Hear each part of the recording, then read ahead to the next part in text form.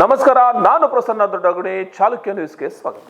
Asia ಖಂಡದಲ್ಲಿಯೇ ಹೆಸರನ್ನ ಮಾಡಿದ್ದು ಗುಬ್ಬಿ ತಾಲೂಕಿನ ನಿಟ್ಟೂರು ಹೋಬಳಿಯ ಬಿದರಹಳ್ಳ ಕಾವಲ್. ಯಾಕಂದ್ರೆ HAL ನ ದೊಡ್ಡ ಸಂಸ್ಥೆ ಅಥವಾ ದೊಡ್ಡ ಕಂಪನಿ ಆರಂಭವಾಯಿತು. 2016ರಲ್ಲಿ ಪ್ರಧಾನಮಂತ್ರಿ ನರೇಂದ್ರ ಮೋದಿಯವರು ಭೂಮಿ ಪೂಜೆಯನ್ನ ಮಾಡ್ತಾರೆ. 2023ರಲ್ಲಿ ಈ ಕೈಗಾರಿಕೆಯನ್ನ ಓಪನ್ ಮಾಡಿದಂಥದ್ದು. ಸುಮಾರು 610 ಎಕರೆ ಜಾಗದಲ್ಲಿ ಲೈಟ್ ವೇಟ್ ಹೆಲಿಕಾಪ್ಟರ್ಗಳ ನಿರ್ಮಾಣದ ಕಾರ್ಯ ಈಗಾಗಲೇ ಆರಂಭವಾಗಿದೆ.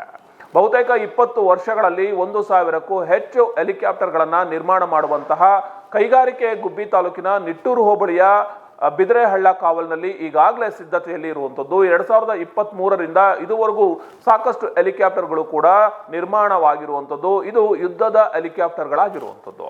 610 ಎಕರೆ ಜಾಗದಲ್ಲಿ ನಿರ್ಮಾಣವಾಗಿರುವಂತಹ ಈ ಒಂದು ಹೆಲಿಕಾಪ್ಟರ್ ಘಟಕಕ್ಕೆ ನಿನ್ನೆ ಡಾಕ್ಟರ್ ಜಿ ಪರಮೇಶ್ವರ್ ಅವರು ಇನ್ನೂ 300 ಎಕರೆ ಜಾಗವನ್ನ ಕೊಡ್ತವೆ. ಅತ್ಯಾಧುನಿಕವಾದಂತಹ ಮತ್ತಷ್ಟು ಹೆಲಿಕಾಪ್ಟರ್ ಘಟಕಗಳನ್ನ ಅಥವಾ ಮುಂದಿನ ಭಾಗದಲ್ಲಿ 2ನೇ ಹಂತದಲ್ಲಿ ಹೆಲಿಕಾಪ್ಟರ್ ಘಟಕಗಳನ್ನ ತಯಾರು ಮಾಡೋದಕ್ಕೆ ಜಿಲ್ಲಾಡಳಿತ ಈಗಾಗಲೇ ಎಲ್ಲಾ ರೀತಿಯ ಸಜ್ಜಾಗಿದೆ ಅನ್ನುವ ಮಾತುಗಳನ್ನ ಹೇಳ್ತಾ ಇದ್ದಾರೆ. ಸುಮಾರು 5,000 ಕೋಟಿ ರೂಪಾಯಿ ವೆಚ್ಚದಲ್ಲಿ ಈ ಒಂದು ಕಾಮಗಾರಿ ಆರಂಭವಾಗಿತ್ತು. ಮುಂದಿನ ದಿನದಲ್ಲಿ 7ರಿಂದ 10,000 ಜನರಿಗೆ ಉದ್ಯೋಗವನ್ನು ನೀಡುವಂತಹ ಒಂದು ಸಂಸ್ಥೆಯಾಗಿ ಕೂಡ ನಿರ್ಮಾಣ ಆಗುವಂಥದ್ದು. ಬಹುತೇಕ ಸ್ಥಳೀಯರಿಗೆ ಹೆಚ್ಚಿನ ಉದ್ಯೋಗವನ್ನ ನೀಡಬೇಕು ಅನ್ನುವ ನಿಟ್ಟಿನಲ್ಲಿ ಕೂಡ HAL ಕೆಲಸವನ್ನ ಮಾಡ್ತಾ ಇದೆ ಅನ್ನುವ ಮಾತುಗಳು ಕೇಳಿ ಬರ್ತಾ ಇದೆ. ಆದ್ರೆ ಸ್ಥಳೀಯವಾಗಿ ಈ ಭಾಗದಲ್ಲಿ ಈಗಾಗಲೇ 610 ಎಕರೆ ಜಾಗವನ್ನ ತೆಗೆದುಕೊಂಡಿದ್ದಾರೆ. ಸ್ಥಳೀಯರಿಗೆ ಉದ್ಯೋಗಗಳನ್ನ ಸರಿಯಾದ ರೀತಿಯಲ್ಲಿ ಕೊಟ್ಟಿಲ್ಲ ಅನ್ನುವ ಆಪಾದನೆಗಳು ಒಂದು ರೀತಿ ಇದ್ರೆ, ಇನ್ನೂ 300 ಎಕರೆಯಷ್ಟು ಜಾಗವನ್ನ ಏನಾದ್ರೂ ತೆಗೆದುಕೊಂಡ್ರೆ ಇಲ್ಲಿ ಬೆಳೆದಿರುವಂತಹ ರೈತರ ಪರಿಸ್ಥಿತಿ ಏನು? ಅಡಿಕೆ ತೋಟಗಳಿದೆ, ತೆಂಗಿನ ತೋಟಗಳಿದೆ, ಹಳ್ಳಿಗಳು ಇದ್ದಾವೆ. ಹಂಗಾಗಿ ನಾವು ಇದಕ್ಕೆ ವಿರೋಧವನ್ನ ವ್ಯಕ್ತಪಡಿಸ್ತಾ ಇದೀವಿ ಅನ್ನುವ ಮಾತುಗಳು ಕೂಡ ಕೇಳಿ ಬರ್ತಾ ಇತ್ತು. ಈಗಾಗಲೇ ಕಳೆದ 2 ವರ್ಷದ ಹಿಂದೆಯೂ ಕೂಡ 300 ಎಕರೆ ಜಾಗವನ್ನ ಪಡಿತಾರೆ ಅನ್ನುವಂತಹ ಸಂದರ್ಭದಲ್ಲಿ ದೊಡ್ಡ ಮಟ್ಟದ ಹೋರಾಟಗಳು ಕೂಡ HAL ಮುಂಭಾಗದಲ್ಲಿ ನಡೆದಿತ್ತು. ನಿನ್ನೆ ಏಕಾಏಕಿ ಡಾಕ್ಟರ್ ಜಿ ಪರಮೇಶ್ವರ್ ಅವರು ಜಿಲ್ಲಾಡಳಿತ ಈಗಾಗಲೇ ಜಾಗವನ್ನ ಗುರುತು ಮಾಡಿದೆ, 300 ಎಕರೆ ಜಾಗಕ್ಕೆ ಆದೇಶ ಕೂಡ ಆಗಿದೆ ಎನ್ನುವ ಮಾತುಗಳನ್ನ ಹೇಳ್ತಾ ಇದ್ದಾರೆ. ಹಾಗಾಗಿ ಮುಂದಿನ ದಿನದಲ್ಲಿ ಆ ಭಾಗದ ಸ್ಥಳೀಯ ರೈತರು ಏನ್ ಹೇಳ್ತಾರೆ ಅನ್ನೋದನ್ನ ನಾವು ಕಾದು ನೋಡ್ಬೇಕಾಗಿದೆ. Light combat aircraft, fighter aircraft manufacturing ಮಾಡೋದಕ್ಕೆ ಜಾಗ ಕೇಳಿದ್ದಾರೆ. ಅದಕ್ಕೆ ನಾವು ಐಡೆಂಟಿಫೈ ಮಾಡಿ HAL ಪಕ್ಕದಲ್ಲೇ 300 ಎಕರೆ ಕೊಡ್ತೀವಿ ಅಂತೇಳಿ ಈಗಾಗಲೇ ನಾವು ನಮ್ಮ ಸರ್ಕಾರದ ವತಿಯಿಂದ ಚೀಫ್ ಸೆಕ್ರೆಟರಿಯವರು ಅವ್ರಿಗೆ ಪತ್ರ ಬರೆದಿದ್ದಾರೆ. ಅವರು ಅದನ್ನು ಬೋರ್ಡಲ್ಲಿ ಇಟ್ಕೊಂಡು ಅವರು ಮುಂದೆ ಪ್ರೊಸೆಸ್ ಮಾಡ್ಕೋಬೋದು. ಮಾಡಿ ನಮಗೆ ಆ ಜಾಗ ಕೊಡಿ ಅಂದ ತಕ್ಷಣ ನಾವು ಹ್ಯಾಂಡ್ ಓವರ್ ಮಾಡ್ತೀವಿ. ಸ್ಥಳೀಯರಿಗೆ ಸಿಕ್ಕುತ್ತೆ. ಅಲ್ಲಿ ಅವರು 6,000 8,000 ಅಂತ ಇದ್ದಾರೆ. ಅಷ್ಟು ಜನರಿಗೆ ಉದ್ಯೋಗ ಕೊಡ್ತೀವಿ ಅಂತ. Because it's A most modern fighter aircraft they are going to manufacture. Sir ನಮಸ್ಕಾರ.